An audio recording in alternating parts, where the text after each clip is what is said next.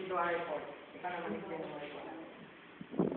So, as you can see guys, wala kaming visual aid, kaya dapat makinig na lang kayo.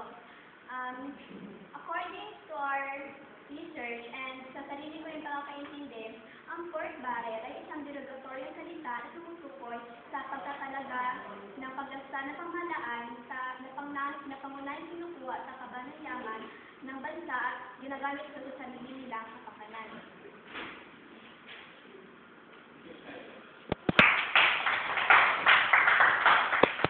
Good job guys. So, meron pa pang dagdag?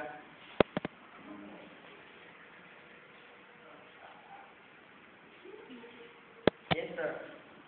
Ang pork barrel din ay tumatakbo sa pagpundo ng mga programa ng pamahalaan na ang ekonomikong posisyon ng mga benepisyo ay nakalaan sa isang partikular na nasasakupan o lugar, ngunit ang gastos ay pinapasan ng lahat na nagbabayad ng buwis.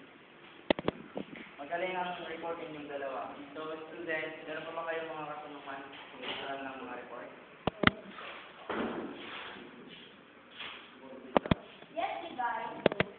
Tingin nyo, tama ba ang pork barrel at bakit? Para sa akin, hindi. Kasi masama ang ginagawa ng mga miyembro ng pamahalaan dahil ginagamit nila ang pera ng bansa at ginagamit na nila ito sa sarili nilang kapakanan. Yes, Danica.